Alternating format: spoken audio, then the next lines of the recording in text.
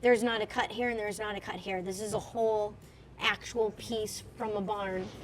And they leave nothing but the shadow that barn stood on for 200 years, or however old it was. How's there a shadow if the barn's gone? Say it again. Say it again. How is there a shadow if the barn is gone? Because the shadow, if you think of a structure, okay? So let's say it's all... Yeah! We need a new glass, bartender. Yeah, who cares about the cleanup? We need a new glass. No, don't go off. Did I get it off of me? You didn't even get Yeah, Nothing on you're you. clean.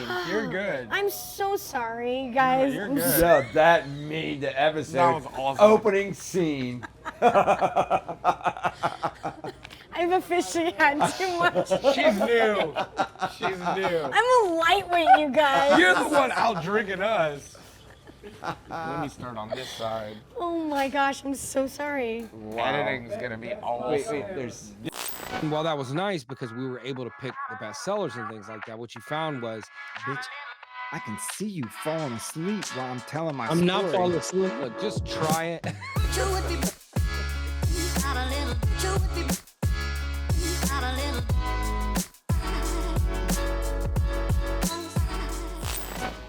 So welcome to wait. Two Homeboys. Two homeboys. I haven't even What are been we waiting? introduced yet. This is what we do. Yeah, I like it's it. all Super very cash. loose. Yeah, Super just cash. roll in. So welcome Right. to Two Homeboys, filming in High Point, North Carolina. Of course, I'm Gabriel Cohen, my co-host Joe, and our very special guest today, Georgie Kidder. What up? And she does all kinds of things. And Did you rehearse that? The Is that- homeboys. Were you That in your feels- hotel I'm with with the the- mirror? Like, Yeah. what am I going to do? I'm gonna be like, what up, homeboy in the house? But like, YOLO. also that's your normal voice. You have so many voices. Like we want the others. This is my normal voice. Okay, I know. I've been talking in my normal voice the whole time. I know that. But if you do the what up practicing like you should do. I mean, that's gangsta. That was very gangsta. I'm scared. I was raised I'm half afraid. gangsta. That was gangsta. I grew up in the hood. Yeah? Certain parts Yeah, of my life. Yeah. I buy Oh, heck that. yeah. I buy all of that. You don't? So- Do you know there was drive-by shootings through mine and Jessica's window? But did you die? Well, I didn't, but there's drive-by yeah, I shootings mean, on my that's block. pretty intense. All right. So Georgie does So a I number can of say, things. what up? Georgie is obviously a voice actor, but she is also in the home furnishings industry. Yes. And would you tell the audience to what degree and what you do and So, you mean like my business? Yeah. What's the name of the company? Okay, so the name of our company is Ross Allen Lumber.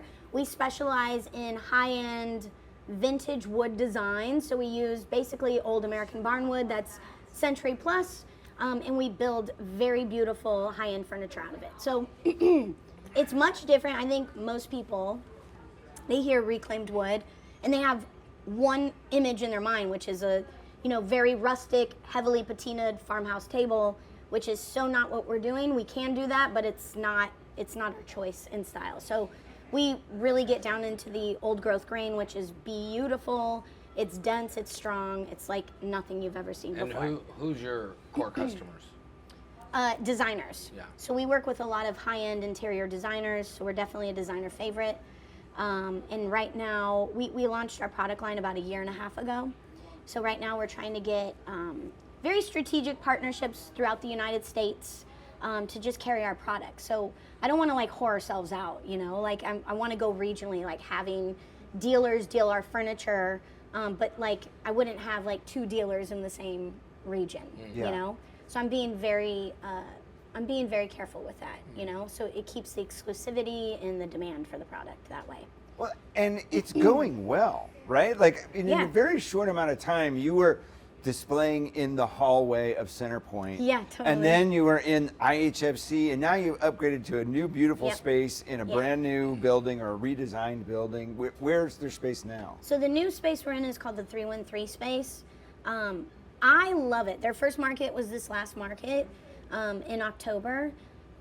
I think it's highly curated, so not anybody can just show in there, So I feel like a lot of these other buildings, it's just like anybody can just kind of pop up a booth there. So I think for our brand and our brand voice, it features a lot of other artisans and like more bespoke family heirloom type products that you buy in there. And isn't it like a overriding theme in that space, sustainability?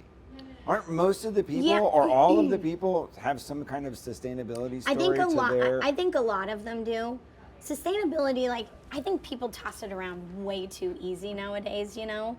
But they do feature that a lot in there, you know? But it's just unique. Like, you can't, like, everything in that building, it's like stuff like us. You can't find it everywhere. You're not going to see it in every store. Like, even with the rugs, like, I think a lot of these rug companies, I was going into a lot of them, and they're beautiful rugs, but you go into every showroom and they all have generally the same rug. They're just putting a different designer stamp on it, you know? And so even the rug company, they have a couple rug companies in there that are just fun. I mean, it's beautiful. You've never seen them before, you know? So you need to come by and check it out. It's really a cool space. Yeah, really cool space. For sure. And how did you get into that? Get into the building? No, to this business. Oh my goodness. Okay, so Ross is my husband, as you guys know. So Ross and I were roommates for a very long time. We were both broke actors in Hollywood. Ross came back from filming a movie. He had a girlfriend at the time and had to make her something because he didn't have money to buy a Christmas present for her. So he dove into a dumpster, pulled out some old wood, made her this janky-ass dining room table. And then I'm just the roommate that comes along and like, you know, if you do it this way, it might be a little bit better. And I'm like giving him what I consider constructive criticism. He may say something different. But what ended up happening is we started just working with each other. When we were expecting Asher, our first kid, we couldn't afford a diaper changing table. So we're like, let's just build one. So I drew it out on a napkin. Ross went and dove into a dumpster and got some more old growth wood because in California, all the bungalows there from like, you know, 100 plus years ago, they're all being renovated right now. So you go to a lot of these dumpsters and they're throwing like this beautiful old growth material into just to go to a landfill somewhere. So Ross started going into the dumpsters, pulling it out and building like beautiful furniture out of it. Construction dumpsters, not McDonald's dumpsters. No, not food. There's no food. It's just construction, you know, construction stuff. So that kind of started it. We got designers on our side, started working with a bunch of high-end designers, and then when we got into, we moved to Michigan for a short period after Asher was born, and that's when we got into the barnwood, like the American barnwood. So instead of like, you know, your Douglas fir, which is what you find in all the old bungalows, you're getting like oak and beechwood and black walnut and these beautiful hardwoods that just raises the caliber of design. So when we had come back to California after being in Michigan for a short time, we brought the lumber with us, and it was like, that's when our business really kind of took off for us, was doing that. And so started. So was he always a handy guy that could make stuff? Okay. Well, he was always a handy guy that could make stuff. But Ross too, like his dad was a builder. His dad never really let him use saws and things like that. He was always like very careful with Ross with that. So the first time Ross really used a saw was when he started building. He bought like this cheap used circular saw. He made everything with a circular saw he bought off of Craigslist. And then he just started watching YouTube videos and building it. And then I was the finishing girl because I'm very OCD when it comes to like the finessing part of a project, which takes a lot of patience. So I think we just really complemented each other in that way because he could build something really fast and make it and create it and engineer it, and then I would do the finishing touches on everything before it went out the door. And then next thing you know, we're just working on some really awesome projects, you know? What was the first thing you sold? The first like thing, a stranger? Yeah, so the first thing we sold was the Asher Allen, the diaper changing table. Okay. So we made the Asher Allen diaper changing table, which we still have to this day. And what happened is we did this like Google commercial or something like that when Asher was a baby. So they did it at our house. This director was over there and some of their producers, they see this. They're like, that is the coolest piece. We're like, oh, we made it. They're like, do you sell those? We're like, sure. So we made one for him and then we went on to sell like several of them because everyone wanted this Asher Allen. It was a diaper changing table, but it was just more of a cool eclectic dresser basically, you know, and it was solid wood. So That was the first piece we sold, was that. And now I look at it, because we still have it, and it's so different, like how we've evolved as a company, Yeah. and the pieces we're making now, which are super high-end pieces, you know, compared to that.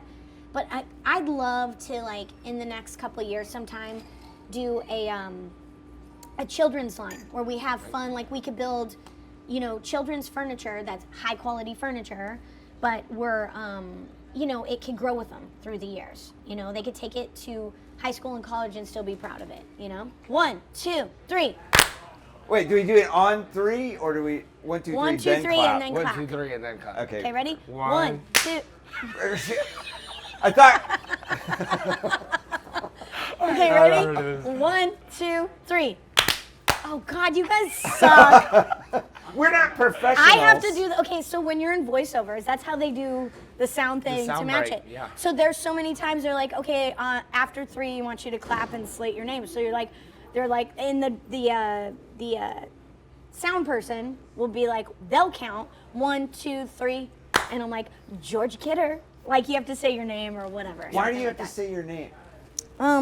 Because you have to say your character, because when they're getting files, like everything since COVID has been like you record remotely. So I record in my studio at home. And so what happens is they're getting my sound bit, I'm sending them a backup of it, and also on theirs. So I think it it alerts them with the clap because it spikes in the thing, obviously. Well, he hasn't seen You it. kind of throw it in there, and then if you know who the character is, Yeah. and then obviously the sound matches up. Yeah. So you can look at It's just the like audio Yeah. with the video to where the Is mic's this the correct character? Is it the same voice? Yeah. You know, 'cause That's exactly what it is. And you slate your character name. So Yeah. I always say like So you say your Hank name or- first, and then you say the Yeah, name we'll of be the like- character you're reading. Or I could just say my character name too. Oh, okay. I'm just trained because in voiceovers, whenever you're slating, you always say your name and the character name. So it'd be like, if it's my Hank character, it'd be like Gabriel Georgie Cohen. Kidder reading for Georgia Hank. State. You know, like that's what I would say. Yeah. And how do you get paid for that? Like, you get paid by the hour? Or do you get paid by the project? You get paid by the session. Okay. Yep. So regardless of how long that session is. I've had sessions before where they want me to do some quick sighs, like, or like some weird, like nothing. I'm not even reading dialogue. Yeah. Less than 10 minutes, and I get my union. It's all union rate. So I'll So you get get my, the same amount for that you get if you're reading a whole episode. Yeah, I've gotten paid like $2,000 just for being like, and they're like, okay, great, that's all we needed today. I'm like, oh. Okay. And you're That's at awesome. home doing this. Yeah. And then is there somebody talking to you from somewhere else that's telling you, well, no, I don't want that kind of sigh. Yeah, director. I want an excited sigh, or I want a sad. It's called a director. And, no? and they're like, you're on Zoom with them, or they're Yeah. at your house? No, or- no, no. They're on Zoom. So everything. So what used to be in voiceovers, whenever you do, like it was old school dial-up, was called ISDN, and it was just like, it was like, you know, You've Got Mail days, like it's like the dial-up. So now it's all through Source Connect. So Source Connect is basically the same thing. So they tap into my recording, like my mic, everything at home. It's in my studio. They can record me on their end through my mic and through Source Connect, and then it's on Zoom too. So they're watching us the whole time. So it feels like you're in the room with people. I kind of like it, to be honest with you. I mean, I think it puts more work on like the editors, the sound engineers, and things like that, because part of being in a studio too, like if you go to Nickelodeon or Disney or whatever and you're recording a series, everyone's recording in the same studio, everyone's recording on the same mic, so it's very easy for them to keep Spread everything germs. sound like the continuity between it. Yes, spread germs. That's how COVID started. I heard. And Hollywood got rumor. that started. Totally. Sharing mics with monkeys. But I'm sure it puts a little bit of a challenge on them, but everything you've heard, no joke, at least 90% of what has been released of anything voiceover in the last 5 or 6 years is an actor in their home studio. And it all sounds great. I mean, nobody knows, I can't tell the difference. Yeah. And so are they also playing back what the other actors have said? Or how do you get the engagement for a conversation as part of that? So a lot of sessions, like Nickelodeon's probably one of the only companies that you record ensemble, meaning the whole cast is in a recording. And they have all been, at their own homes. yes. And a lot of they have switched it a little bit since, COVID and stuff like that. But it's literally an ensemble recording still. So everyone's on Zoom and you're feeding off of each other. Any other time, even if you're in the studio in Hollywood or at home, they always play you the other actor's line before your line most of the time if it's recorded. Because then you're keeping the same energy the whole time, you feed off of one another, but that's just like acting. So. And are you also seeing the animation while this is happening, or the animation is done after all of the voices are recorded? Most of the time the animation's done after it all. So the only time you're seeing the animation already done and you have to match it is like ADR sessions. So usually it's like a pickup or... We're recording, bro. We need a little sign I that love says you so much, Pat. recording in process. There's a whole sign there.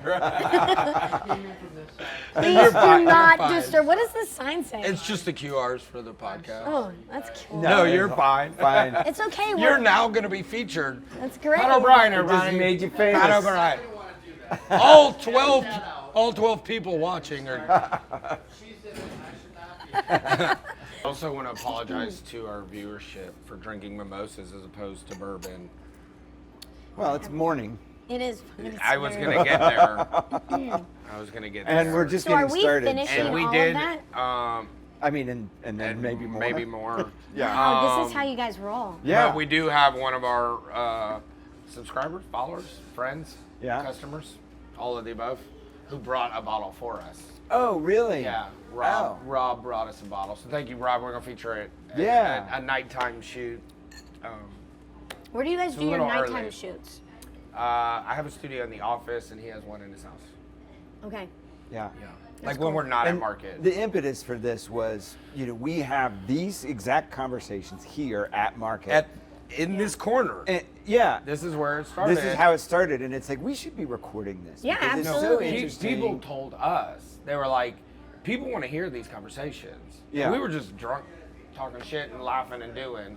Right. Those are the Right, best that's all. conversations, though. Yeah. and then that's why we Yep. have alcohol as part of it, because we're recreating this sort of that moment. this thing. Yeah. And then I met Alex through Stephanie, and then he was like, dude, why don't I do podcasts? And we were like, oh.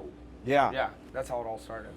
So is Ross just back at the shop making shit all the time? Yeah, he makes a lot of stuff, but really he just kind of oversees a lot of things there as well. So we have like really talented woodworkers and builders and an operations manager. Is he that not kind of, really talented? I can't believe you'd say that on camera. I did not say it like that. You I emphasize felt like you that. No, Ross, I is, think you're incredible. Ross is very talented. He's very talented. But like, I think when you start, you're running a bit like a company. It's like when you get to certain so many people come in and they're like, are you going around the country getting all this wood? And I'm like, I'm running like a very busy business right now. I have 3 children. I'm sorry that the romantic part of that is out. Yeah. So we're doing a lot of the business stuff, like working on the business stuff. So we can't necessarily always work in the business or you just won't go anywhere. Yeah, for sure. No, yeah, You know? we talk about it all. And How so, did you learn so much about business? I mean, you a couple of starving actors. So I grew up, my parents ran a business. They ran a cleaning business, like Service Master. So I think I learned everything not to do in business by my parents being like, oh God, I never want to do that, Yeah. you know? It was always very stressful, but also like, I think I'm very, it's funny because I'm an actor, which uses a different part of your brain than business. But I think I'm mostly like a very logical person. I'm also very A-type and black and white. Like there's no gray for me. So when I make decisions, it's like, nope, this is the way we're gonna do it, and this is how we have to do it every single time. Feels very Bossy? Yeah, you could be bossy. I could definitely be bossy. excluding the grays, like Yeah, it's a little racist. Whoa. yeah, I could be a little And racist somebody sometimes. like Thanks. you who's into the aliens, like to completely exclude the grays. I told someone about our story yesterday. You mean my story? No, our Your story? Our story? What? Oh, when I was at your house. remember when we were coming back from Yeah. prehistoric pets? Yes. And I we saw had that. we were driving the truck and we're driving down the road and Yep. you and I both see something through the trees. It was like the median was trees.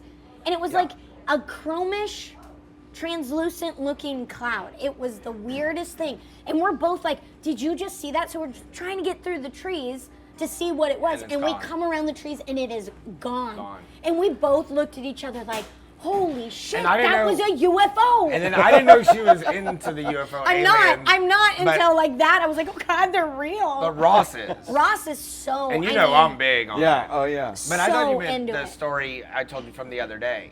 I told you about that, right? Which one? I didn't tell you. In Austin or wherever. I was in like camping and we saw like, I didn't tell you about this? No. Oh my God. All right. Oh, you're gonna see the videos and all that. Yeah. I'm not allowed to talk about it because I have a more logical explanation for what he's seen. Okay, so when did you see? So we're camping in Wimberley, and this was just a few weeks ago. And we're out by the fire. It's the clearest night you can imagine. Like you could see every star in the sky, right? Not actually, but lots of stars. Not a cloud in the sky all day, all night. And we see like a light, and it's got like a cloud around it. So it's like, it looks like fog around this light. And it's moving, and my friend's like, is that a plane? And I was like, I mean, it's gotta be, it's moving. And then it shoots out like if you blew a smoke ring out of your mouth, it shoots a ring of smoke in front of it. What? And the ring is moving faster than it. And then it stops, and then it goes away from you, and in like 3 or 4 seconds disappears. Into the ring? Away from Earth. No way. And we saw it together. We're like, we saw the whole thing happen. She went to get her camera, and I saw the rest of it. She missed it disappear. So the next morning, she got on her phone to see if anybody else saw it. So she gets on TikTok, and a whole bunch of people saw it. And they're recording it, so I can show you the video. And then he's like, here's an article, Falcon 9 from SpaceX deployed a satellite for Starlink. There's 3 companies mentioned in this cover-up story. They all have to happen to be Elon Musk's. And then somebody else sent me that same article and was like, but it was literally the same article. It's like, what are the odds that y'all found the same article? Like all the articles that would have been about a Starlink satellite. Well, a person that's reasonable enough about it to look up an article is then also going to pick the source that seems like the most legitimate source to be reporting on something. Also, that was not the most legitimate source. Not going to dig super deep into it. It was a website that I've never heard about. That is not true. And that is not true. And it was like ABC. The other person who said, no, it wasn't. I'll pull it up. Yeah, it was not ABC. It was not. It was not. And then I mean, we were Jimmy's on the latest headlines. we're getting this. SpaceX's stuff that they were all the Starlink satellites they've been sending out. Yeah. So we were right in Santa Clarita where we lived. In California, we were right in the flight pattern. So we saw the rocket ships constantly going all the way in. It was like the coolest thing to see. Yeah. Because it is a trip and there's stuff coming off of it. It does look like UFO stuff. Yourbasin.com is the super reputable link that I just pulled off Joe and I's text thread. That's Your Basin. So the other person who sent me that article said it's a cover-up too. And then Fernando says, oh, you mean it changed directions like satellites do? Satellites don't change directions. All right. Okay, so my buddy John, who's dating my friend Jesse, like my best friend growing up is dating my friend Jesse. So he's super like into the UFO, aliens, all that sort of thing as well. So he tells me last week, he was in Nashville last week, he tells me that recently, I think it's in the last couple months, what they discovered about the pyramids in underneath the big copper. Shit's crazy. The coils, like massive, like a mile long, mile deep, or whatever. Underneath the earth. It's these giant Have you not copper. Heard about this? Really? No. No. I only read yourbasin.com. There's these giant. So like, they just discovered all around the pyramids in Egypt. There's these giant copper coil things that send radio waves in like really Well, they far don't know away. that part. They don't know. That's what they're thinking they are. Yeah, for. there's it's theories. for communication. There's But theories how of did what they get it them was in the for. ground? It could have been Yeah. for energy, a lot of things. Yeah, the technology. How did they back get 'em then, in there? Right? It proves the technology was they were a It was advanced. technological There was no way society. they had that So during you, those times. You know that they have like X-ray over land, like you can fly over land and see what's under the earth. Yeah, now. yeah. Like they found pyramids under the jungle thing. They used that technology and found these columns that I want to say are like 3,000 feet, 4,000 feet tall. Yeah, they're Jeez. And in there's under the like earth. 20 of them under the earth. pyramid. They just discovered and they that. have like a copper. Well, they don't know it's copper, but it's like a spiral. They think maybe a staircase, but they don't know what it's for. Theory is that it was sending some kind either of radio, communication or communications energy. far away. Because there's a Yeah, lot of wow. theories about the pyramids in general being a form of energy, like free energy. Well, then even like he just told me, I didn't know that the same exact dimension in spacing out of pyramids in Antarctica. Did you hear about all those ones? It's No, the but- exact formation of the ones in Egypt. And there's a lot. Exactly. There's It's a lot crazy. about like where they're located in reference to each other around the Earth, and then also the perimeter of the pyramid in Egypt is the whatever it is, however many feet. That's the speed of light, just by chance, and like the probability of that's like impossible. So my Yeah. So my brother's best friend, Rami, his name is Rami Romani. And he's been, you know, the Ancient Aliens show that's on, Yeah, like, been on Discovery Channel? He's been on that so many times, like almost every single episode, because he's from Egypt, so he reads the ancient writings. What are they called? Hieroglyphics? Hieroglyphics. Sanskrit. So Okay. he knows how to read them, so he's always a featured guest when they go into things and they come across these things to read, and like he's a historian. I mean, the dude is super duper smart. So he has his own show on Discovery's channel now. I think it's called Mummies Unraveled or something like that. So about 2 weeks before I moved to Nashville, we went to my brother's house for like a dinner. And Ross has straight up asked him so many times, so do you believe in aliens? He's like, no, there's no way. Like he's said this. This is a dude who's studied it. Well, so he was starting I don't to like talk him to me. already. He's a cool guy. He's a cool guy. You would actually, if you He sat doesn't down. sound smart. If you said he's extremely smart, if you sat down on a table with him, you'd be tripping on him. So 2 weeks before I moved to Nashville, I'm sitting at a table with him, and he had went into this pyramid, like I want to say it's King Tut's pyramid of some sort, something like that. Anyways, he got into this place that they had never gone in it. He ended up getting sicker than a dog. He had like 107-degree temperature, was hospitalized for a couple weeks, really, really sick. But they just discovered, because who's King Tut's dad? It's that weird name. King Tut. What's King Tut's dad's name? I don't know. I thought we were talking about Mr. Tut. aliens. I know, but I'm just saying. Tut this is- Senior. Big Daddy yeah. Tut. No, but it's I like Big Daddy. Tatuka. Yes, It's like that- Tatuka. Right. I That's thought his name. that- Let's just call him Tatuka. I thought Tut was short for that. That's the same dude. Okay, yeah, it's like a longer name. Anyways, Okay. they went into King Tut's dad's tomb, undid the whole thing. That feels like a start of a really interesting movie. But get this. You don't open the things. Indiana it always Jones. ends bad. Okay, Oh, listen right. to what happened though. Guess what he was buried with? An iPhone. Scrolls from the Ark of the Covenant. Do you guys know the Ark of the Covenant? Yeah. Okay, I this heard is that was actually on an discovered. episode I heard that. Was in King Tut's dad's tomb. So they actually believe now, there's this whole thing coming out, and I read the Bible. Like, I'm like legitimately studying the Bible. They believe now that King Tut's dad was Moses. Everything lines up in history, the age of his body when he passed away, everything lines up that Moses was king. Mind explosion. And when Jeez. you actually start digging into it, and you're like, it's like, I'm literally like, don't even know how to, I'm like, what the heck?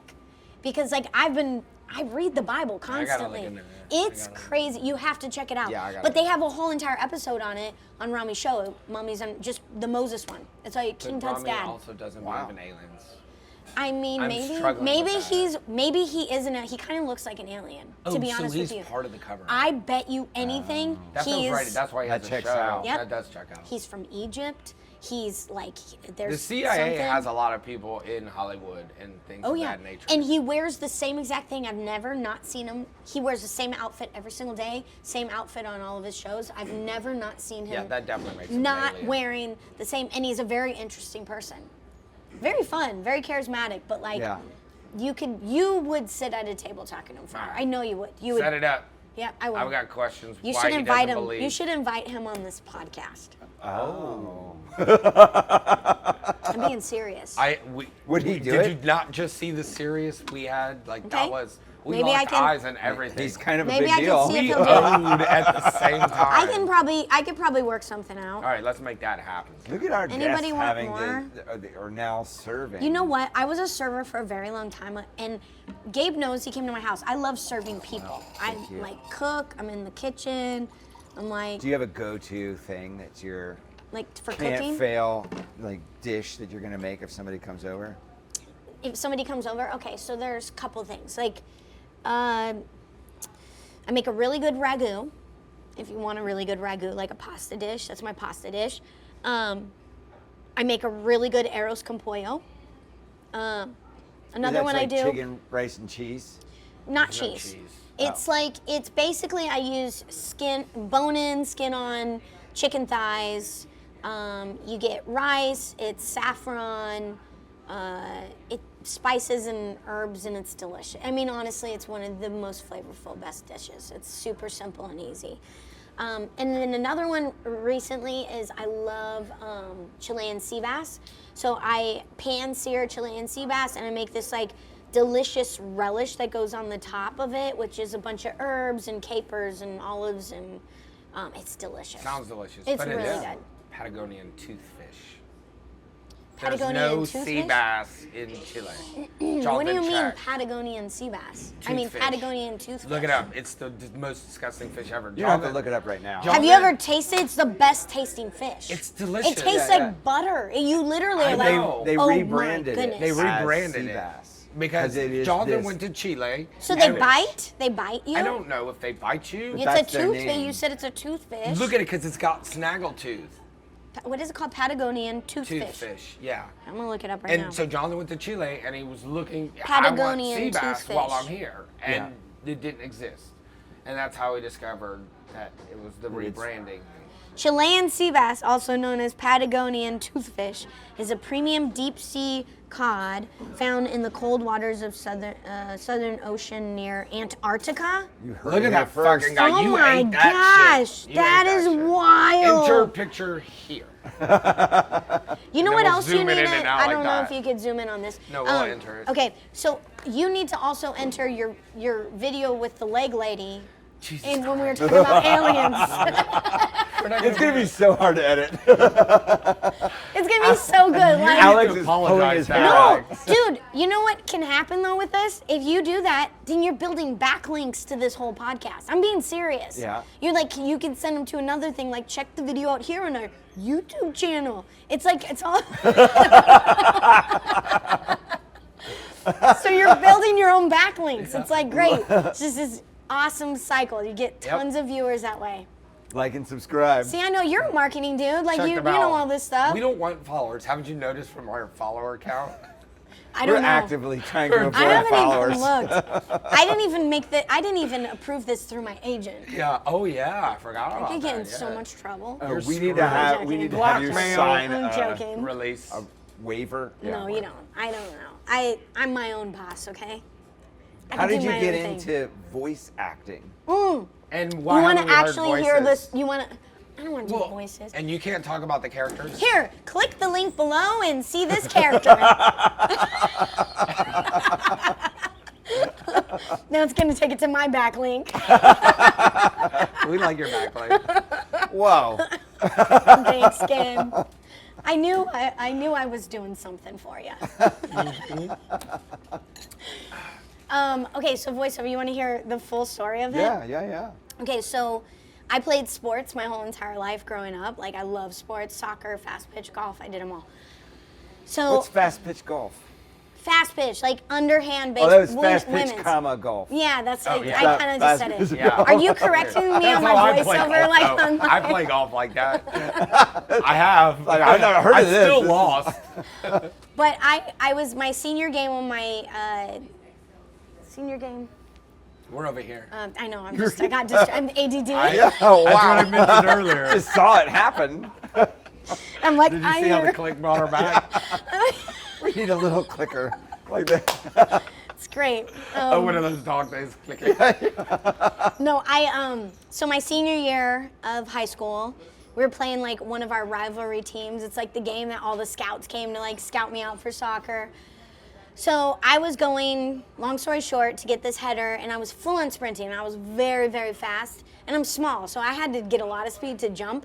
So I was going in to hit this header into the goal. I was a center striker, and I lost my balance in the air. Came down on my knee. My left knee was all the way locked. So when I impacted the ground, it snapped my ACL, like literally snapped my ACL. It was, I mean, you can hear it, everything. It was gnarly. So I had to get reconstructive surgery on my ACL. During the middle of surgery, my voice used to be like helium. It sounded like everyone thought I was constantly sucking helium in high school. Like it was super mousy, really, really high. So what happened is in the middle of surgery, I woke up because the anesthesiologist did not give me enough medicine to keep me under for long enough. So I woke up in the middle of surgery, but because it was such a long surgery, they had a respirator down me. So I start choking. I'm trying to pull it out of my mouth because it just was natural reaction. I vaguely remember it. Yeah, do you, that's the I question. vaguely remember. I remember crying. I remember gagging. But I just remember this nurse standing over my head with like a bright light, like, and my eyes were filled, and she's like, everything's okay, everything's gonna be fine. And she like kissed me on the forehead. It was like, is this an angel or something like helping me? So long story short, but when they ripped, because they had to immediately rip the whatever that was, the tube out of my throat, and it scratched my vocal cord really bad. So 2 weeks after surgery, I literally had no voice. I couldn't talk. It was just like, it was like air coming out of my voice. When my voice came back, it was super raspy, and then it took me years. I kept losing it, but my voice was like all of a sudden raspy. So I moved to Hollywood to do like on-camera stuff. People kept hitting me up for voiceover, and then I ended up taking a class from like Sue Blue, and then the rest is history. Then I started booking voiceover That's work. wild. Yeah. So you were trying to be an actress Yeah. as a result of this voice, or you kind No. of wanted to do that anyways? I wanted to do and then- on camera. I'm like so naive. Like, I mean, I'm sure you guys kind of know that a little bit, but I was extremely naive when I was like 20 years old. So I didn't know, I thought cartoon characters were actual cartoon characters. So when someone started talking to me about voiceovers, they're like, you need to do voiceovers, blah, blah. I'm like, voice-whaters? Like, what are the voiceovers? What does that mean? They're like, it's the voices for cartoons. And I'm like, there's people doing voices for cartoons? Like, I legitimately thought it was, I know that sounds so... AI or My I favorite just didn't part know. of that There was no story- AI. My But- favorite part was that you said, to make a long story shorter. Shut two, up. 2 or 3 You times. are such a punk. 2 or 3 times during the story. Hey, you're feeding me champagne right You now. just poured that glass. You're right, I did. You fed me champagne. You know, I don't like to waste food, so there's a whole jug. And we're getting after it. No, well, let's get after it. So, Here's to finish it. cheers, cheers. So is this a story where Drink. You're supposed to drink before you chat. Rude. We got to do it again. Do it Do again. you know? Okay. Wait, are we doing? Wait, with the what is proper it? cheers. Oh, we should do an Instagram I like did- the I boomerang. No, we're a not. Okay. rainbow? What's that called? Boomerang. Okay. Boomerang. Boomerang. Okay, so a cheers. Yeah. You're supposed to look everyone in the most awkward way in the eyes when you cheers, and then you have to drink by Well, looking Joe's at the people. only This one is that can easy look for you guys. I was gonna say he's the only one that can look at us both. This is not. Well, that's Hold on. perfect for you. You only have to- Hold on. Okay, ready? Cheers. Cheers. Cheers. But you always have to drink. Found something you're good at. Once you cheers. Once you cheers, you have to drink afterwards. I just get so excited. So were you? Maybe you can become an eye actor. All I do is googly high scenes. Gabe, don't be mean. We're not Oh, no, being it's not mean. We love it. We just stopped. We're not being mean. That was the end of it. Okay. So is this like the cliche? You know, the girl wants to go and become an actress, and she goes out there and doesn't have any idea what's going on and how it works and all that. Or Oh, that did you was have some so sort of mean. insight to Nope. I had just so, like get on the bus from small town and pretty much. show up there with your knapsack and my stick over the back, running away from home, Mom, Pa. I did that as a kid. I ran away. I got a stick and packed some things in a little tie I think thing. we've all done that. my It's like the parents went funniest fine. thing. Oh my goodness, that is the funniest thing. So when I was little, so I had this really big fascination with space, and my mom for a long. So my grandfather was an engineer, so he worked on several of the Apollo missions. So he worked engineering the Apollos, and then when they switched over to the space shuttle, he was an engineer on the space shuttles. And then my mom started working for Howard Hughes and working within the NASA program. So we almost moved to Florida when I was really young, because my mom got offered a pretty big job from NASA. So the 1985, the Challenger that exploded in the air. So my mom was working with all those astronauts. So she kept telling me, you know, when they come back, they're gonna come over to our house. I'm gonna feed them all spaghetti dinner. My mom makes amazing spaghetti. And I was like, oh, this is so cool. So I'll never forget the day. I was like sitting in front of our Hitachi TV, the turn dial, 1985, watching the space shuttle. I'm so excited. I got to stay home from school to watch it. And my mom's kind of standing behind me. I'm sitting on the floor, Indian style, looking at this. we're not allowed to say that anymore. Yeah, Shoot. that word was. Why? Why does everyone take offense to everything? Whoa! You just Okay, I was sitting cross. Right? I was sitting cross-legged on the ground, Crisscross applesauce. crisscross applesauce on the ground, Okay. watching the space shuttle go up. And next thing you know, it's like going through the sky, and I see fireworks going off of it. I'm like, wow, that's so cool. And I was like looking back at my mom, like, isn't this cool? Isn't this cool? Next thing you know, my mom's like sobbing. I was like, what the heck I didn't know. she actually knows these people. She knows them, and I didn't realize in the moment that the whole entire shuttle exploded, all the people died that were on board of it.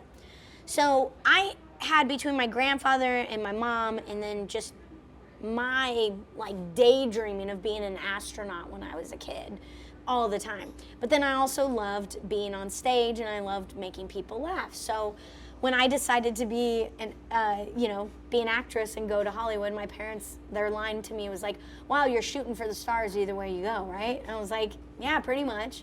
So I moved when I was 20, moved to Studio City. So these engineer parents of yours weren't like, no. My parents go were not to engineers. My college, parents go to- were broke-ass cleaners. My grandfather was an Oh, engineer. right. Okay, gotcha, Yeah. gotcha. My mom was working with astronauts, but then my parents had their own little company and stuff like that. But that's literally, I went to Hollywood, did not know anything, enrolled into Gary Spatz, who he's a huge acting coach for he did all the Mickey Mouse Club, Justin Timberlake, Britney Spears, Ryan Gosling. He coached all of them as young kids. Where did you live? How did you have money? I didn't have money. My parents were paying my bills. I moved to Studio City from Bellingham, Washington. Studio City, anybody that knows Studio City now, it is a really nice area, but I was coming from such a small town that was in Washington State, that I thought it literally was the ghetto. I was like, oh my God, I freaked out the first moment I stepped foot in there. But now it's you can't even get a one-bedroom apartment in Studio City for under $3,500 a month. It's expensive. Very expensive place, yeah. And it was relatively expensive then also, right? Compared to what you're used to in Washington. I shared a bedroom with a roommate, so I only paid $300 a month, which... Oh my God. Oh, Priscilla. You are What a is dream. this? What? Cinnamon Toast Crunch. Hell. Oh, shoot, man. Okay. What time Logo's is it? out. Sponsor. Zoom in on that. And here's to our sponsor, Classy Art. Cheers. Cheers. Drink. Eye contact. That was hard. Because I had to wall it down Wow. and Yeah. Oh, that's Cinnamon Toast Crunch. Yeah. Oh, that's good. They would serve those every So it's morning. Fireball and what? Rum chata. Oh my goodness, that's good. Yeah, it's good. Wow. I have to go talk to people and like try and sell my everything. You're You're gonna gonna sell eat so so much much more. more. You think? So much more. Let's do another. Yeah. I'm just kidding. I need to be. So you're there, and Yeah. it's expensive to live there. And It's your parents expensive. are helping. It took me, and then it's funny because this was 2000. I moved in July of 2000 to Hollywood from Bellingham, small town girl, like wet behind the ears. Like I was, when I mean innocent and naive as they can get, and I looked like I was 13 when I was 20. No joke. I legitimately looked like a 13-year-old girl. I weighed not even 90 pounds, very small, very young looking. So my first job was on City Walk at Universal Studios in Hollywood. So I was like a hostess making $6.15 an hour. I think about that now, I'm like, oh my goodness. And that was like, that was great. I got a job, you know. And then shortly after that, about 6 months in, I started working at House of Blues. So I worked at House of Blues for a while on Sunset Strip. So I was driving in Studio City to West Hollywood. It's just right over the hill, you know. So it wasn't too far of a drive, but I was driving over the hill every day, working there. I got to see, House of Blues was an experience for somebody new to Hollywood. I was young. I got to see James Brown in concert, which was incredible. I got to see Etta James twice. I saw in other things like, Outkast was there and Kiss was there, and I got to see these like in a private. It feels more like a private venue there because it's a very small venue. And I got hit on by Big Boy one time. Nice. It was pretty cool. From Outkast, I didn't take him up on it because I was like, he comes. I was telling this story the other day. So I was working in the foundation room, which is the green room for all the artists in House of Blues. So I'm up in the green room, and they were doing their concert. Outkast was doing their concert that night. So Big Boy sees me up there, and he's like, hey, what's your name? And I'm like, Georgie. And then so he's like, you're gonna come to my after party? And I was like, no, I don't do after parties. I was just like, I'm just like a good girl, you know? So he's like, I'll bring you in a limo there, and I'll make sure you get back home safely in a limo. And I just said, no, I can't. I'm not going to your party. And he's begging me to go to his after party. And I finally looked at him.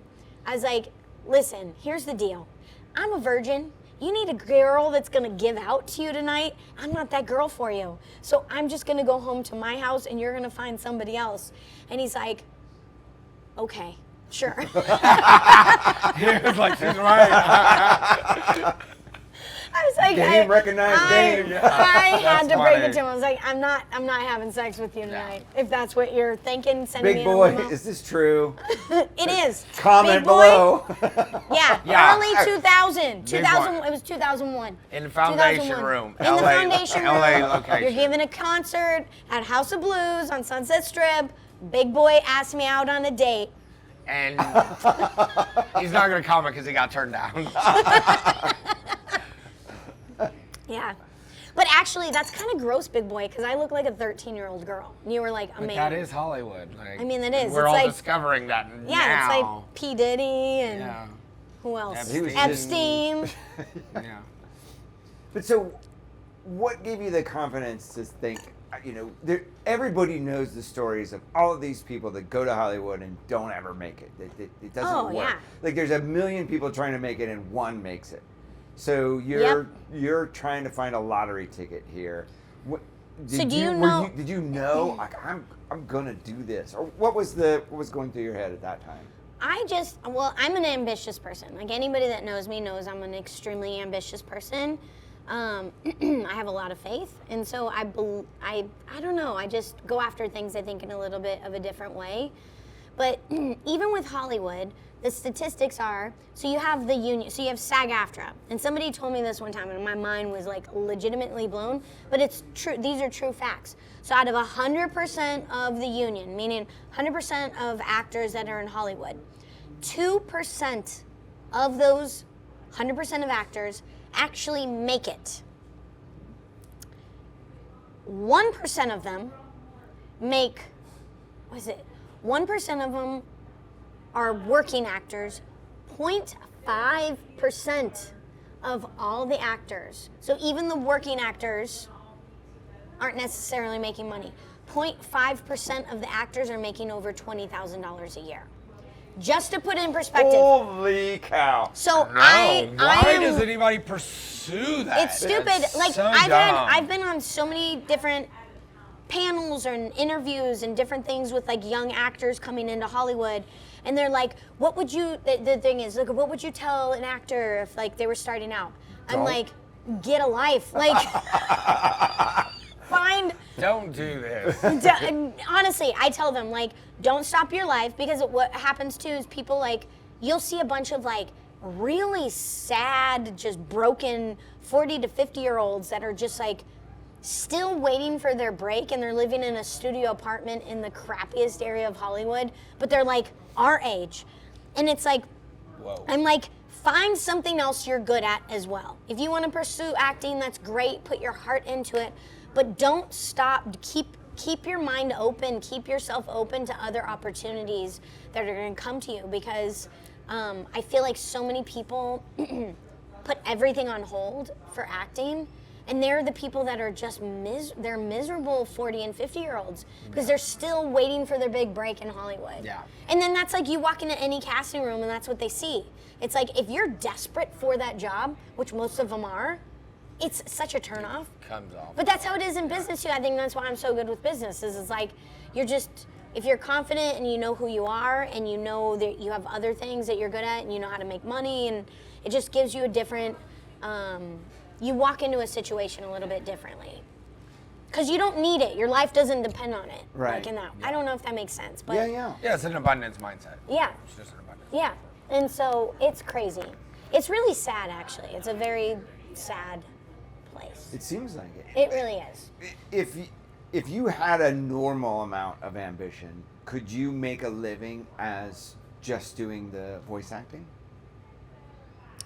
Is there enough work for you for that to be a living? So voiceover Wait. acting. At a like average person's standard of living, because because she has a really high standard of living. Yeah. Yeah, So, but like- just a regular, like if you just wanted to, like, I just want to have a modest house and I want to take one vacation a year, and you know, like my kids don't need to go to private school. I don't need Yeah. the best of everything. Could somebody that's getting the amount of work that you're getting, could that be a living for somebody? Or even then, it still couldn't. No, they couldn't. You have to hustle. You have to literally grind. You have to hustle. One of my friends is Zo. See, this is the alcohol's getting to me. Is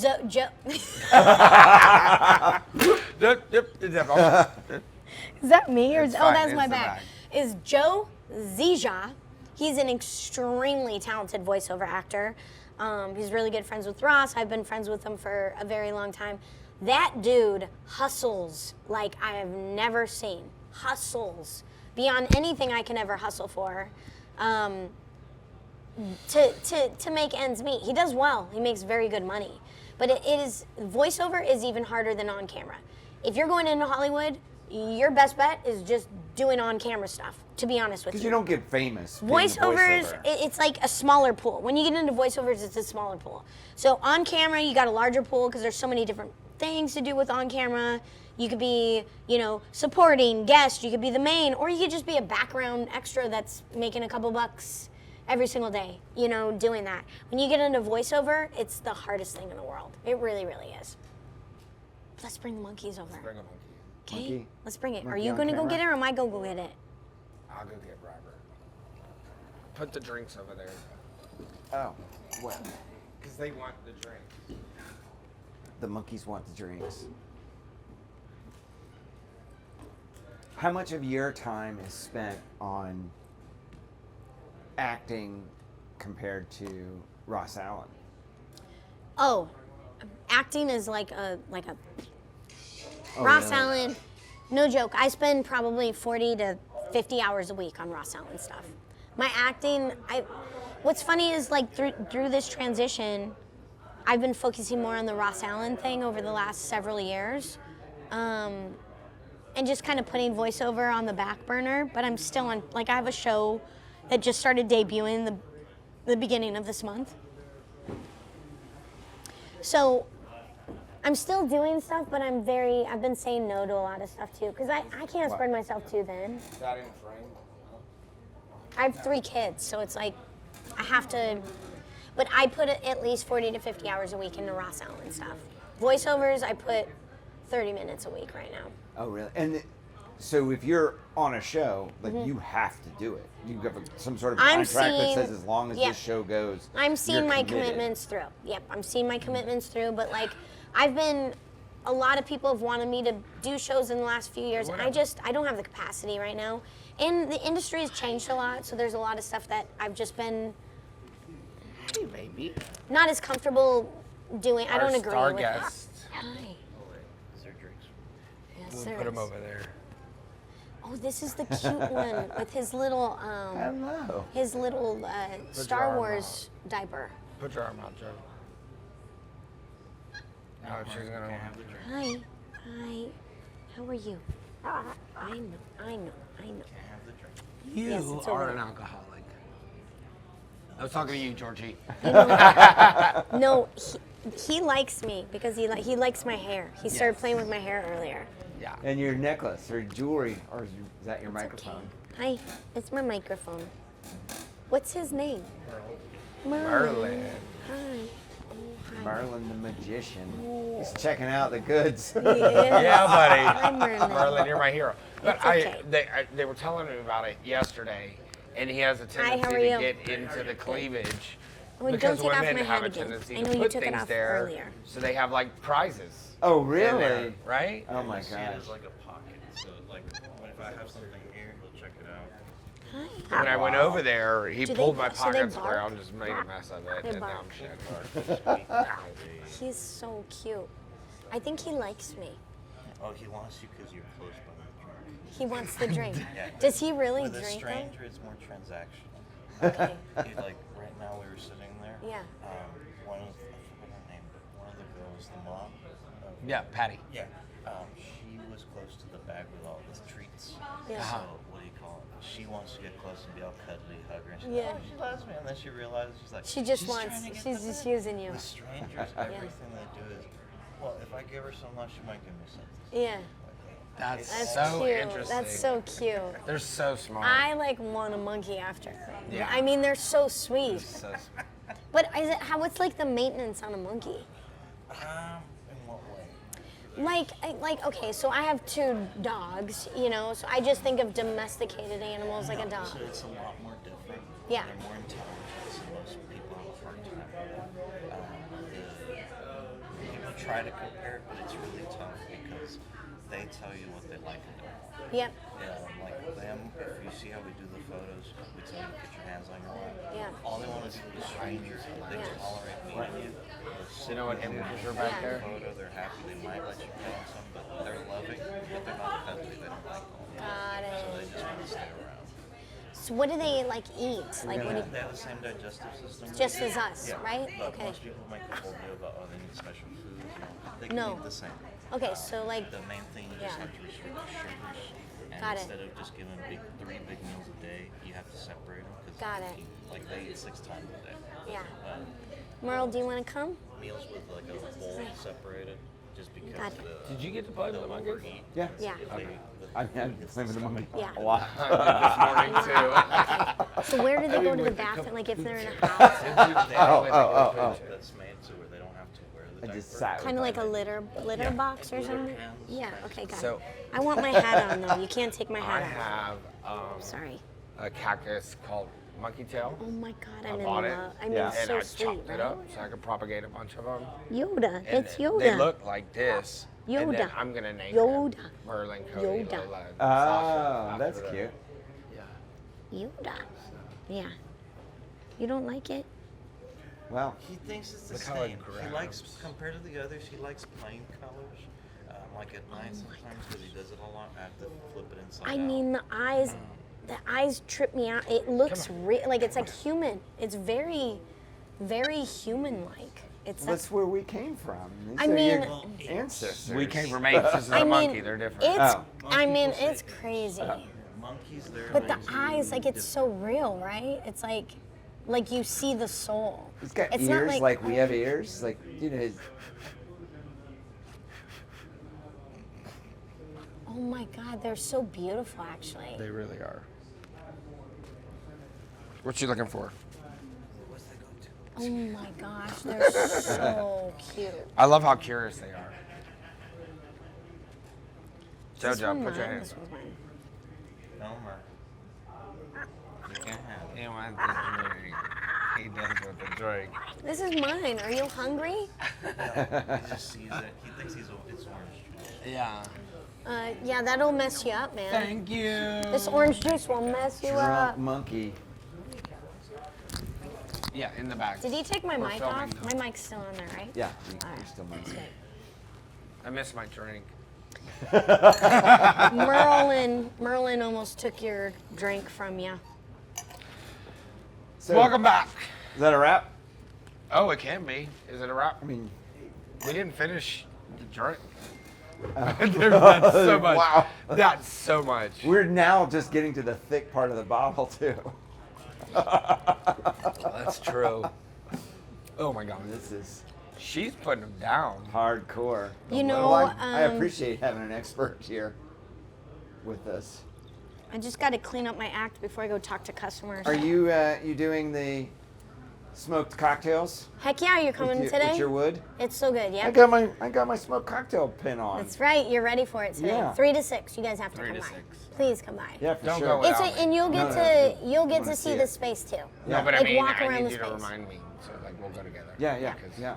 I could be- Yeah, no, the space So- is really cool. You did describe sort of what the furniture is made out of, but what type of furniture is it that you are creating? Is it So mostly Such a good case question. good, like case goods. So we do a lot of like dining room tables is our specialty, coffee tables, consoles. We do cabinetry, Baby changing chairs. tables. We Yeah. do chairs. Yeah, diaper changing tables.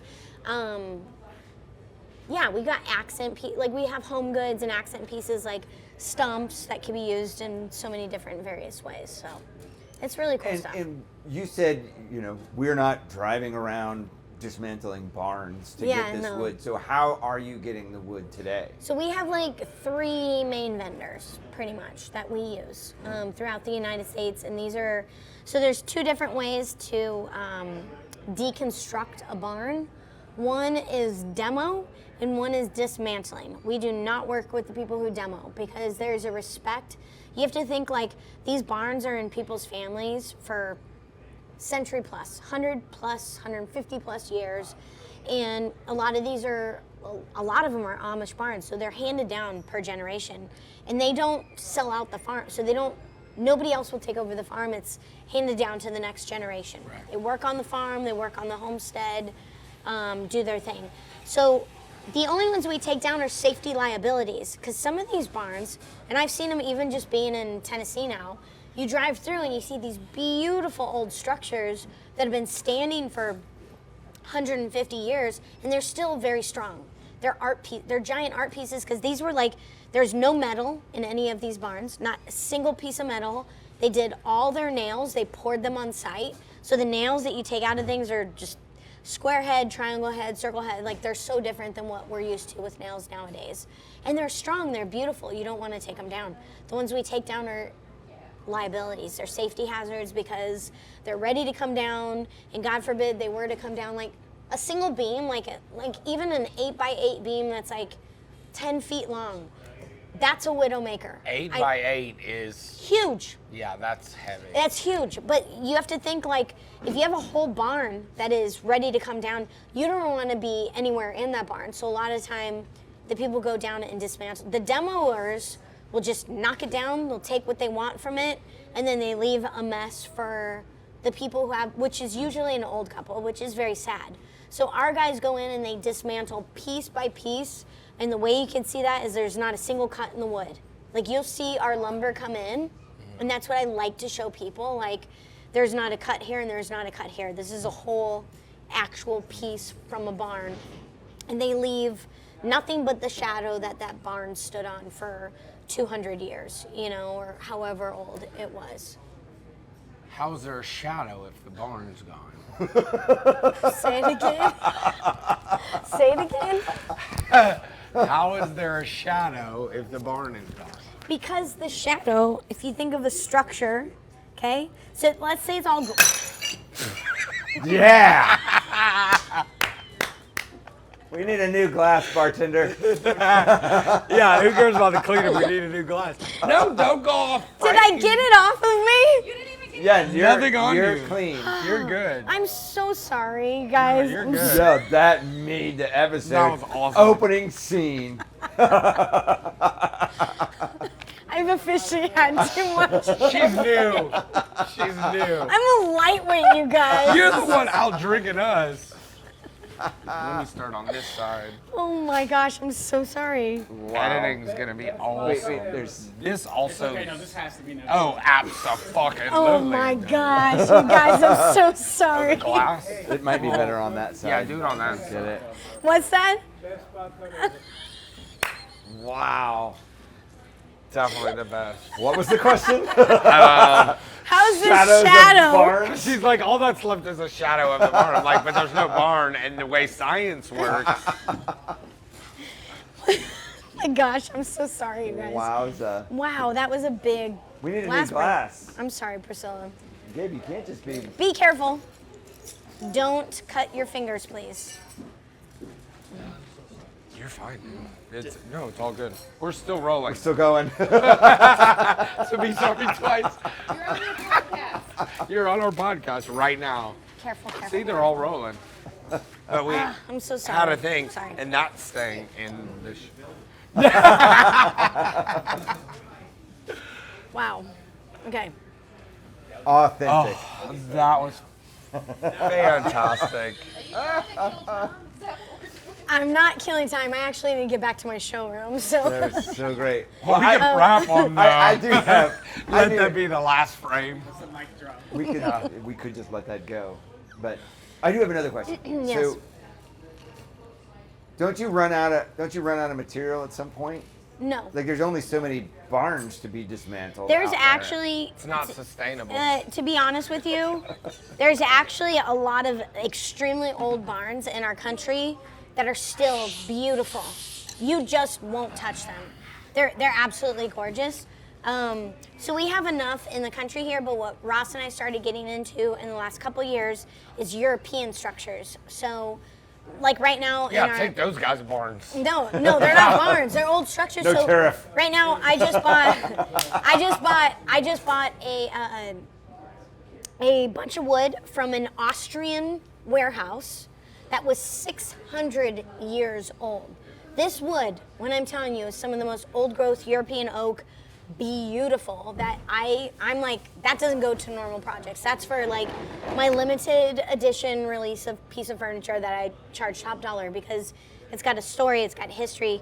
It's 600 years old. Like if that wood could actually talk to you, it's mind-blowing the stuff that it has seen in the last 600 years. Really old wood. No, seriously. I got killed 600 years ago.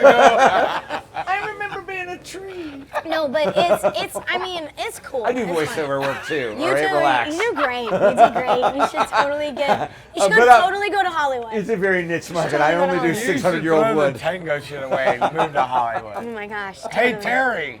Joe quits. Hey, what are you wearing? An apron. Bartender. That's great. I love it. Is your name Tango? Yeah.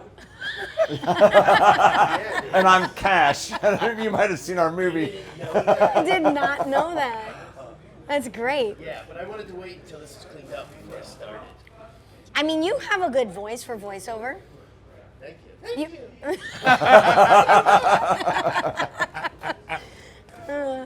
Anyways, no, we just started getting into like European structures, so there's tons of wood. And Ross's funniest thing that he says right now, I'm sure he said it to you, is when the wood runs out, he's just gonna make tables out of recycled Tesla batteries. Because there's gonna be a whole bunch of them. Yeah. So we'll figure it out. We're just people who rethink the wheel and how to use things, and it's fun. Yeah. I love it. Good. I love a good challenge. It I does show always that love a y'all good love challenge. it. That Yeah. definitely comes through very clearly and boldly that you guys love what you do. And people love it too. I mean, the success that you guys have really skyrocketed over the short few years that you've been here. Like, Yeah. it's really impressive to watch. Well, I hope it works out because we've spent a whole bunch of money. That's for sure. Yeah, Well, and you no, I fit get in that. well with this industry. It is so rare to get new people in this industry who are not here as a result of a parent That's right. Or an being uncle involved. or And you whatever. guys are cold, you know, to this business, and we're glad that you're here. Thank you. That's make it awesome. better. That's awesome. Thank you guys. I appreciate that. Thank you. So, And that'll wrap. yeah, all right. Thanks for joining us, guys. Thank Georgie you. Kidder. And do we collect for the glass now? No, we'll send her. Like, She's got terms. Well, that was nice because we were able to pick the best sellers and things like that. What you found was, Bitch, I can see you falling asleep while I'm telling my I'm not story. falling asleep. Look, just try it.